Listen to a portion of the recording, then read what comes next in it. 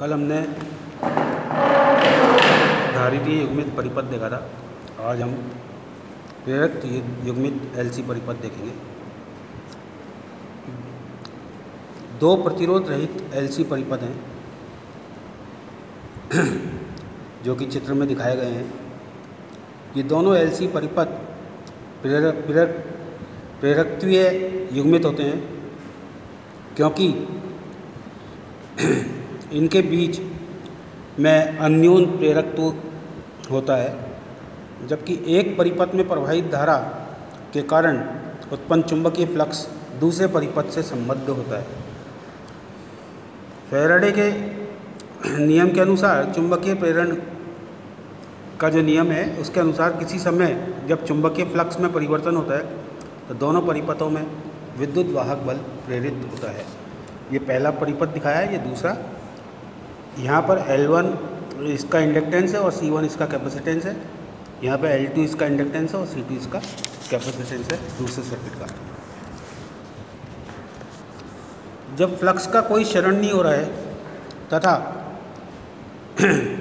प्राथमिक कुंडली में से इकाई मात्र की धारा प्रवाहित करने पर कुल उत्पन्न चुंबकीय फ्लक्स रेखाएं द्वितीयक कुंडली के सभी चक्रों से संबद्ध होती है, तो दोनों परिपथों के बीच अन्योन प्रेरकत्व दिया जाता है M = √L1 L2 से। सामान्यतः फ्लक्स का क्षरण होता है, इसलिए M < L1 L2 होता है। अनुपात M/√L1 L2 को K को युग्मन गुणांक कहते हैं। यह युग्मन की मात्रा को मापता है। माना किसी समय संघनित्र C1 तथा C2 पर आवेशों का मान Q1 और Q2 और उस समय परिपथों में तात्कालिक धाराओं के मान I1 और I2 हैं, तो हम लिख सकते हैं -L1 di1/dt plus M di2/dt = Q1/C और L1 di1/dt plus Q1/C1 minus M di2/dt = 0। तथा दूसरे परिपथ के लिए हम लिख सकते हैं L2 di2/dt plus Q2/C2 minus M di1/dt = 0। जो पहली समीकरण थी L1 वाली, उसको अवकलित करने पर हमारे पास में आ जाता है L1 d2i1/dt² plus 1/C1 dQ1/dt minus M d2i2/dt² = 0। But dQ1/dt = I1, so I can write L1 d2i1/dt² plus I1/C1 minus M d2i2/dt² = 0। या d2i1/dt² plus 1/L1C1 I1 minus M/L1 d2i2/dt² = 0। यदि ω1 प्रथम परिपथ की प्राकृतिक कोणीय आवर्ती हो तो ω1 का मान होता है, अपन जानते हैं, 1/√L1C1। तो अपनी इक्वेशन हो जाएगी d2i1/dt² plus ω1² I1 minus M/L1 d2i2/dt² = 0।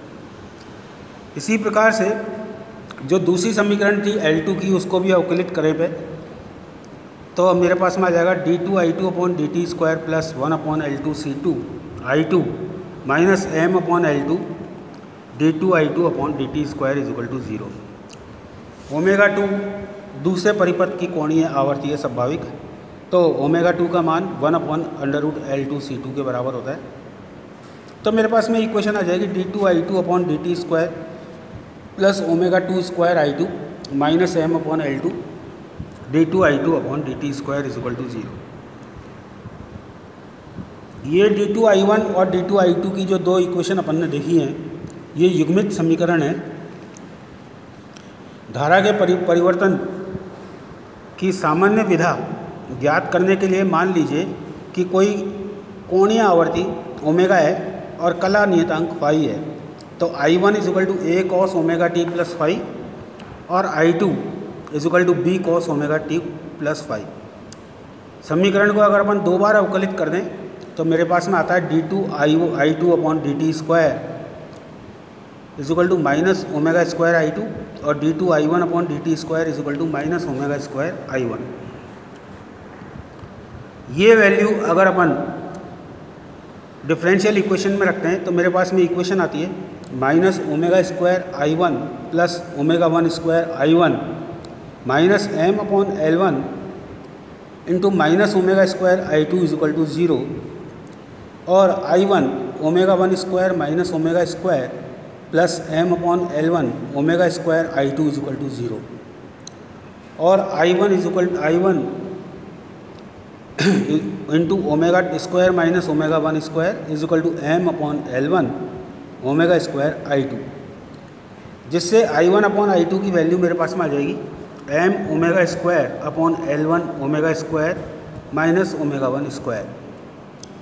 इसी प्रकार से दूसरी इक्वेशन में अगर अपन रखते हैं वैल्यू तो मेरे पास में आता है minus omega square i2 plus omega 2 square i2 minus m upon L2 into minus omega square i1 is equal to 0 और i2 omega square minus omega square omega 2 square minus omega square plus m upon L2 omega square i1 is equal to 0 और i2 omega square minus omega 2 square is equal to m upon L2 omega square i1, जिससे i1 upon i2 का मान मेरे पास में आ जाएगा L2 into omega square minus omega 2 square upon m omega square. अब एक i1 upon i2 अपने पास में पहली डिफरेंशियल इक्वेशन से आया था और दूसरा i1 अपॉन i2 दूसरी इक्वेशन से आया है। इन दोनों में से अगर i1 अपॉन i2 को एलिमिनेट कर दें तो मेरे पास में आता है m omega square upon L1 omega square minus omega 1 square is equal to L2 into omega square minus omega 2 square upon m omega square और L1 क्रॉस मल्टीप्लाई करा L1 L2 omega square minus omega 1 square into omega square minus omega 2 square is equal to m square omega 4 और omega square minus omega 1 square into omega square minus omega 2 square is equal to m square L1 L2 omega 4। But k is equal to ideal case में जबकि कोई भी शरण नहीं हो रहा है m upon under root L1 L2। So we have omega square minus omega 1 square into omega square minus omega 2 square is equal to k square omega 4। Omega square का ये क्वाड्रेटिक इक्वेशन है और इसको सॉल्व करेंगे तो मेरे पास में सामान्य विधाओं की आवर्ती प्राप्त होगी। यदि दोनों परिपथ बिल्कुल समान हो that is L1 is equal to L2 is equal to L और C1 is equal to C2 is equal to C हो तो omega 1 is equal to omega 2 is equal to omega 0 is equal to 1 upon under root LC।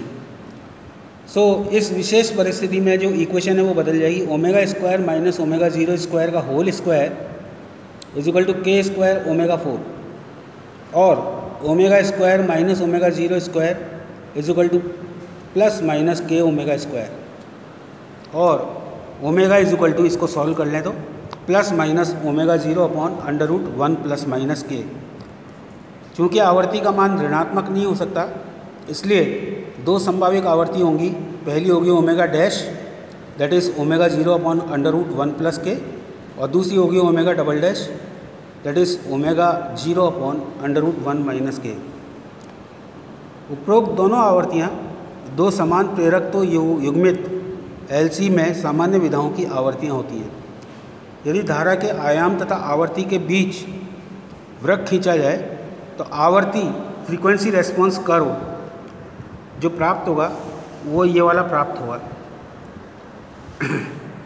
इस curve में आवर्ती वृत्त में दो उच्चिष्ट प्राप्त होते हैं। एक्चुअली इसमें हमें दो उच्चिष्ट प्राप्त होते हैं, पहला उच्चिष्ट और दूसरा उच्चिष्ट। अगर युग्मन गुणांक k बहुत अधिक है तो a वाला कर्व आएगा अपने पास में, युग्मन गुणांक मध्यम है तो b वाला कर्व आएगा और युग्मन गुणांक बहुत न्यून है तो c वाला कर्व आएगा। युग्मन तथा प्रतिरोध लोड का प्रभाव आवर्ती फ्रीक्वेंसी रेस्पॉन्स कर्व के अध्ययन से ज्ञात होता है। जब k का मान न्यून होता है अर्थात दोनों परिपथों के बीच युग्मन दुर्बल होता है, प्रत्येक परिपथ अपनी आवर्ती से कंपन करता है, अतः omega dash is equal to omega double dash is equal to omega 0। इस स्थिति में आवर्ती वृत्त में केवल एक ही उच्चिष्ट प्राप्त होता है, अर्थात दोनों उच्चिष्ट एक दूसरे पर संपाती होते हैं। जब युग्मन गुणांक k का मान अधिक होता है, अर्थात दोनों परिपथों के बीच में प्रबल युग्मन होता है, तो आवर्ती अभी जो वृत्त है आपका उसमें दो उच्चिष्ट प्राप्त होते हैं तथा omega double dash minus omega dash का मान में अंतर अधिक हो जाता है।